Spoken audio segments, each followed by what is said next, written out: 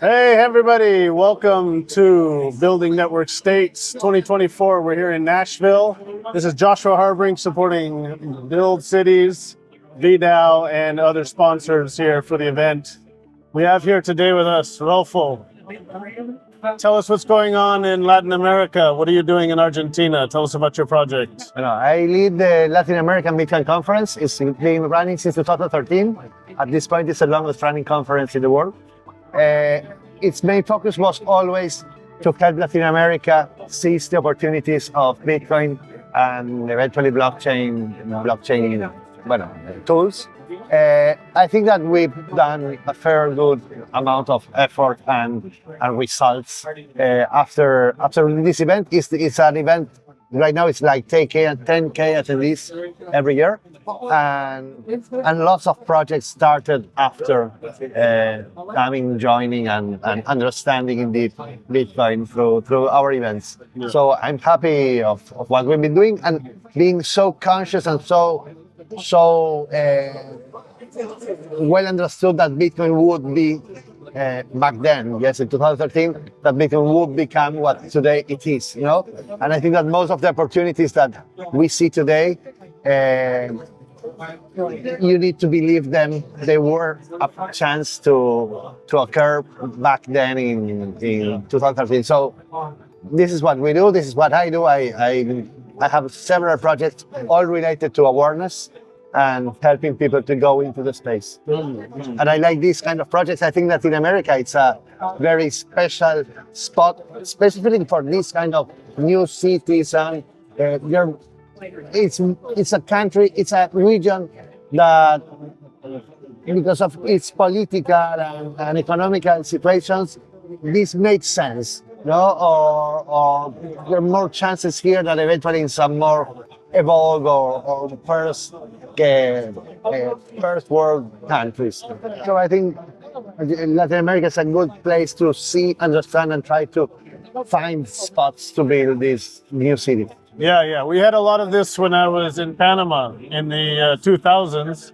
2009, 2010, when Bitcoin was coming out. You know, we were hanging out in the coffee shops. People were already starting to use Bitcoin. And now we see, of course, countries, of course, El Salvador, others really fully adopting this.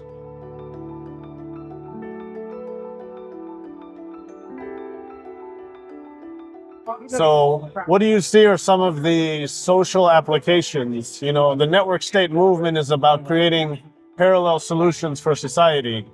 What kind of applications do you see that blockchain is able to move Latin American culture forward, support society? Well, actually, I don't think it's only about Latin America. Latin America is like a spot where this could occur. Yeah. I think it's for a global application, no?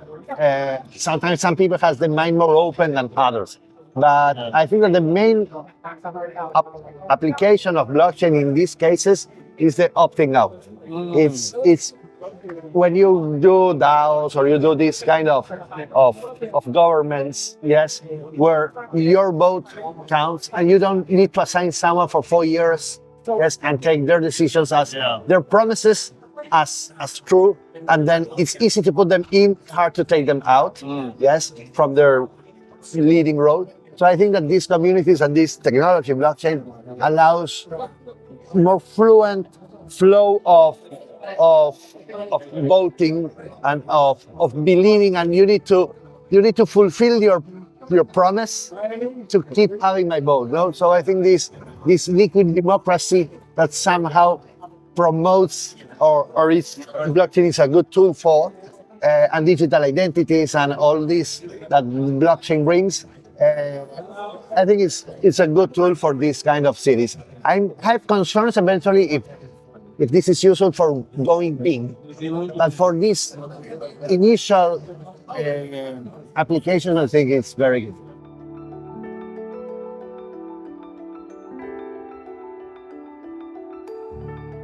Yeah, and I guess in Latin America we have some more smaller areas, smaller regions you can kind of develop within a smaller ecosystem maybe.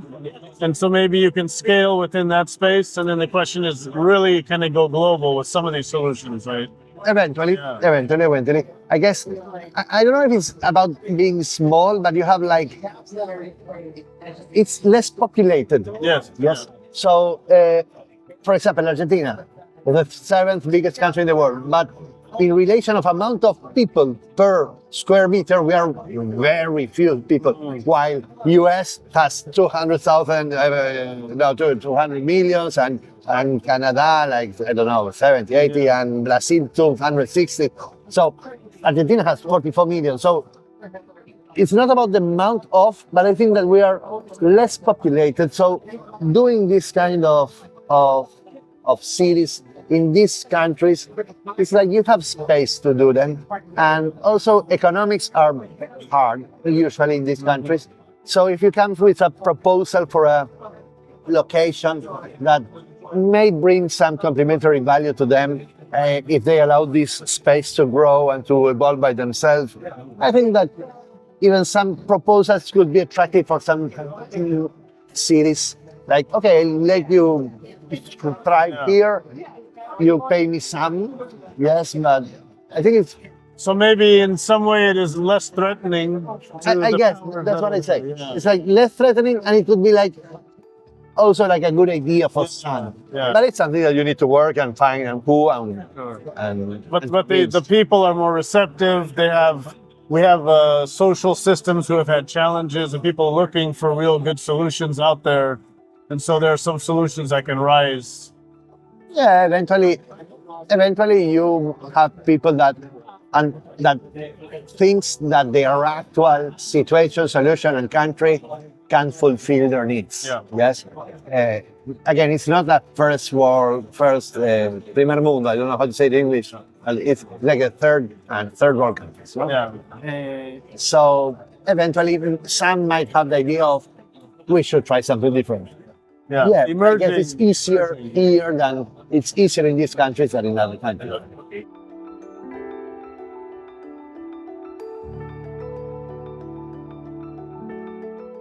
What are you looking for the next year? The next time we talk, what kind of things do you see happening now that you would like to see emerge more, maybe?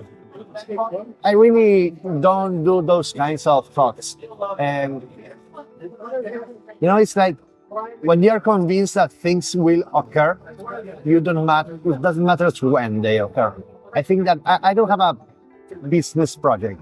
I don't need to have success in anything in the short run.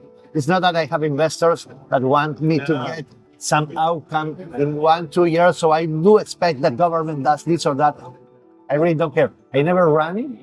I think that it's just being true to what I think that Bitcoin will achieve or blockchain will achieve, and just wait it to happen. Because if it doesn't happen, it was never meant to be. So I really think it's meant to be, and I think that everything that should happen will happen in the space. And so I don't put my 1 year, 2 years. I really don't care. Yeah, that's perfect. I love this. This is the important thing that I'm really speaking to right now, is that we're creating things that will emerge beyond our life. So we're here for the ride. We support. And again, even our projects, if they were not meant to be, they won't be. Yeah. So I think we need to be true to what we think, fight for that. And when it occurs, it occurs. And if there is really something that legislation can avoid from our ideas, or regulation makes the road hard, yes, it was naive to think that we would have achieved it, even if they were against. So I think that Bitcoin is thriving even against governments. Yeah. Yes, now they are like going into Bitcoin eventually, but all projects and these neo-cities and whatever, they also need to demonstrate that they can thrive against anything that might occur in the city or in the country where you go to. And if they don't, they just don't. But at least you need to do it believing that your thesis of result, yes, will be successful. And this is the natural way. And it's the natural way. The things that are strong will survive and will Exactly. thrive. etc. Well, thank you for your time. It's a pleasure to see you here, man. We see you again in the next one.